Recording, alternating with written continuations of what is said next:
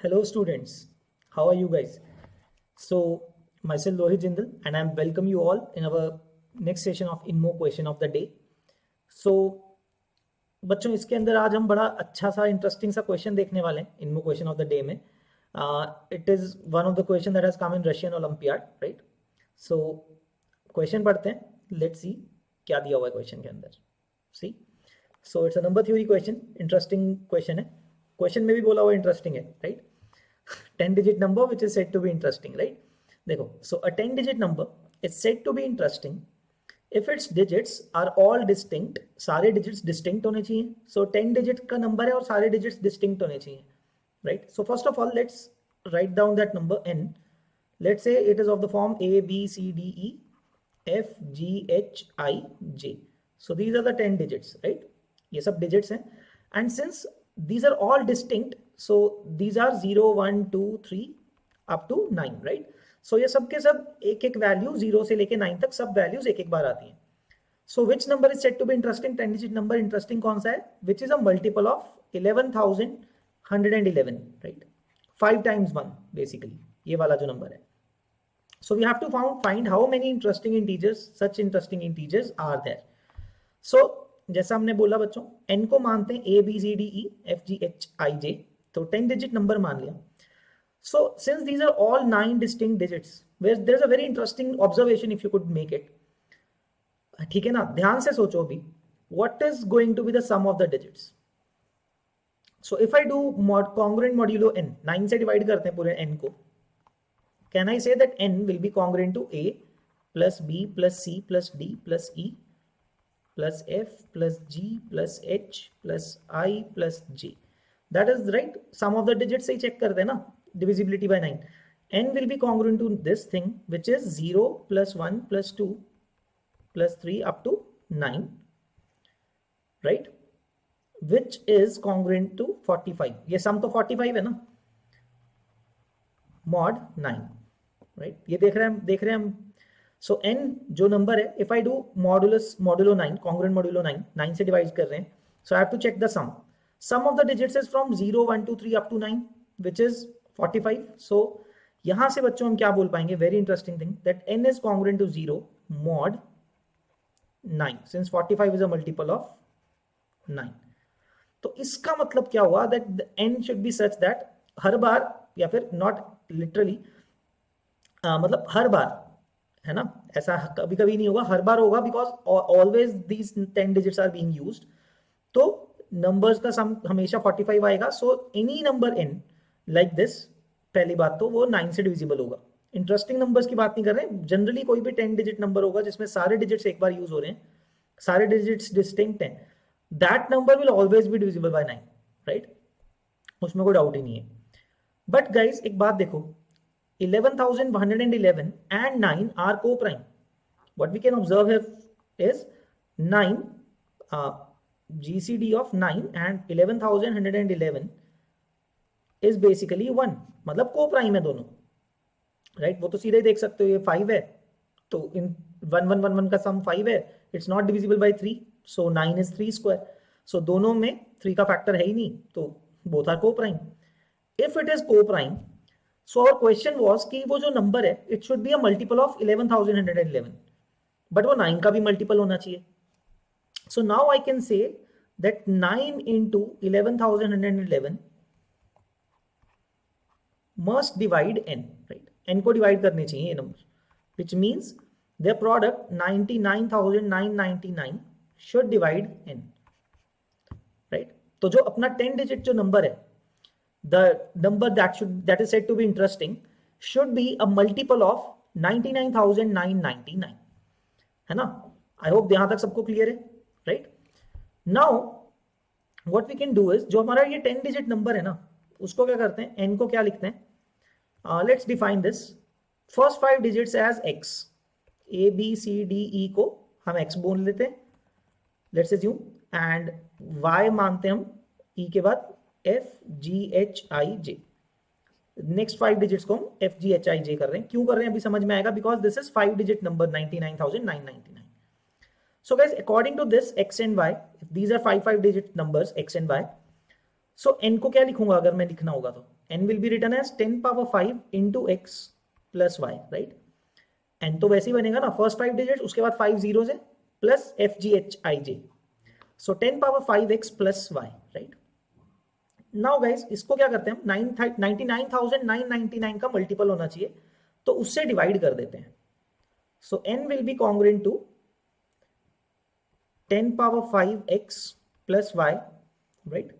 Mod 99,999 इससे divide कर रहे हैं, उसका उससे डिविजिबल होना चाहिए ना. This should be congruent to 0, right? Since n is a multiple of that. But 10 power 5 क्या होता है? If you, okay, 10 power 5 is 1 lakh basically.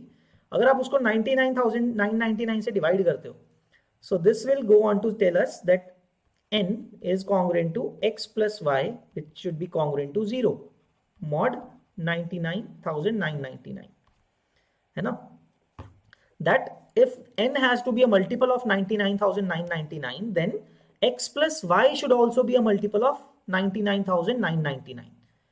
And what is x plus y? X plus y is a 5-digit number, sum of two 5-digit numbers, right?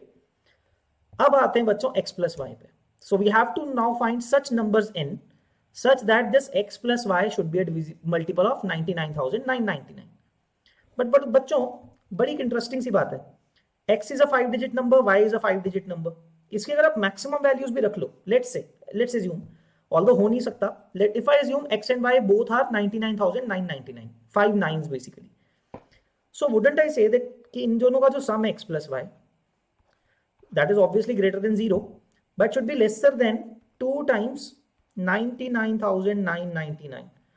वो मैं lesser than sign इसलिए equal to तो नहीं हो सकता ना, because all the digits have to be different, है ना? तो एक्चुअली 99,999 दोनों तो नहीं हो सकते, उनका सम मतलब, बट मैक्सिमम 2 times 99,999 से ऊपर तो नहीं जा सकता है, right?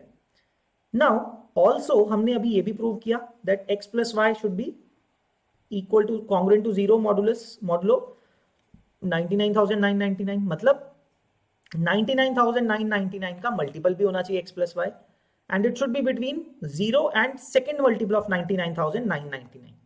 So what does this tell us? यहां से हमें क्या पता लगता है that x plus y has to be equal to only 99,999. First multiple of 99,999 के equal होना चाहिए वो, right? ये पता लग गया अब हमें. Now this is very interesting. अब तो question almost complete होने वाला है. बच्चों now see, x and y are two 5-digit numbers, sum of whose digits, basically sum of those two is 99,999. तो इसका मतलब क्या हो रहा होगा? देखो कॉरेस्पॉन्डिंग डिजिट्स ऐड हो रहे होंगे ना, e प्लस लास्ट डिजिट देखते हैं, e और j ऐड हो रहे होंगे, that should add up to 9, right? जब आप ऐड करते हो दो नंबर्स को, कॉरेस्पॉन्डिंग स्पेस डिजिट्स ऐड होंगे ना, e plus j should be 9, such so is d plus i, so should be c plus h, and so should be b plus g, and so it should B a plus f, है ना? जब आप ऐड करते हो corresponding digits add करते जाते हो, and since these digits can not add up to 19, है ना, तो 9 को ऐड होने चाहिए सारे के सारे. So it will be like, अगर कोई एक डिजिट 7 है तो उसके नीचे 2 लिखना पड़ेगा आपको, right? So it's like this thing, मैं बता देता हूं, A B C D E, right, F G H I J. So इन दोनों को जब आप ऐड करते हो, you are getting actually 99999, which means e plus j is 9, d plus i is 9, c plus h is 9, b plus g is 9, and a plus f is 9, right? I hope this much is clear.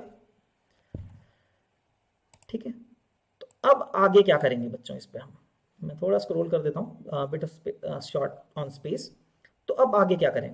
Now we have to count how many such interesting numbers are there. तो हम ना ऐसे count करना शुरू करते हैं. Let's start कि a की कितनी पॉसिबिलिटीज है मेरे पास. Very easily, for the digit a, how many possibilities are there? a पे बस ये ध्यान रखना है, 0 नहीं डाल सकता हूं, बाकी कोई भी डिजिट डाल सकता हूं, राइट? फर्स्ट डिजिट पे. So that will be 9 options for a, right? मैं स्टार्ट करता हूं काउंट करना. तो a को फाइंड करने के लिए, for this a I have 9 possibilities. तो बच्चों जैसे ही आपने कोई एक डिजिट a के लिए डाला, लेट्स से 3 डाल दिया, तो ऐसा नहीं होगा कि f फिक्स हो गया. f will be fixed as 6 ना. सिंपल सी बात है, जैसे मैंने कोई एक डिजिट a के लिए डाला, सो उसके corresponding f will have to be fixed, f तो तभी फिक्स हो गया, तो f के लिए एक ऑप्शन बचेगी, ठीक है, one option for f। Now coming to the next digit, अब मैं b की वैल्यू डालने जा रहा हूं। अब देखो दो डिजिट ऑलरेडी यूज हो चुके हैं, a पे और f पे, two digits have already been filled. अब आते हैं b पे, तो b पे कितने ऑप्शन बचेंगे, 8 ऑप्शंस, आउट ऑफ 10 दो ऑप्शन यूज हो चुके हैं a और f पे, b के लिए मेरे पास हैं 8 options. So now correspondingly b के कॉरेस्पॉन्डिंग g आना है, वो भी तो फिक्स हो गया इसका मतलब, तो उसके लिए वन वे, g अपने आप फिक्स हो गया उसके accordingly. Now coming to the next digit that is c। अब c पे कितने डिजिट्स यूज कर चुका हूं, a b f and g, 4 digits have been already used, तो c के लिए कितने ऑप्शन बचेंगे, 6 ऑप्शंस, राइट। अब c के लिए 6 ऑप्शंस हो गए, but whenever you put some value of c, h is again fixed, तो आपको आइडिया लग रहा है ना, c की वैल्यू डाली तो h अपने आप फिक्स हो गया, it only has one possibility. After that d के पास 4 ऑप्शंस बचेंगे एंड कॉरेस्पॉन्डिंगली i के पास एक, एंड फाइनली e और j दो डिजिट्स बचे, e के पास 2 options and j will have 1 option. So overall product is 9 8, मैं लिख देता हूं यहाँ पे 9 into 8 into 6 into 4 into 2, that is your product that you have to do, right? तो इसको कैलकुलेट करके आंसर क्या रहे, just let me use the calculator, okay, 9 into 8 into 6 into 4 into 2, so that is 3456. This comes out to be 3456.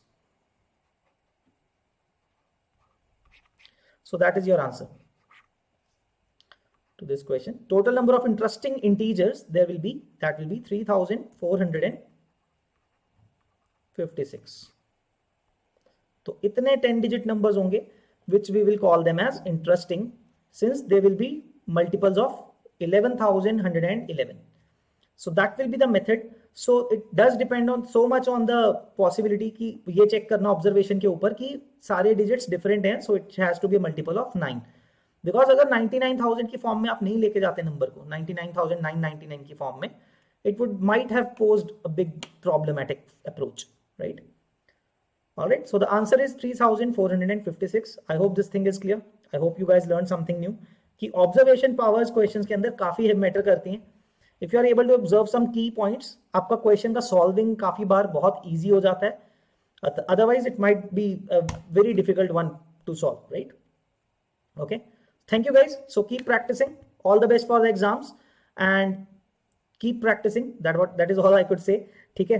तो practice करते रहो, बाकी अच्छा करो। I hope you have learned something new through this video. Okay, thank you guys, bye bye, take care.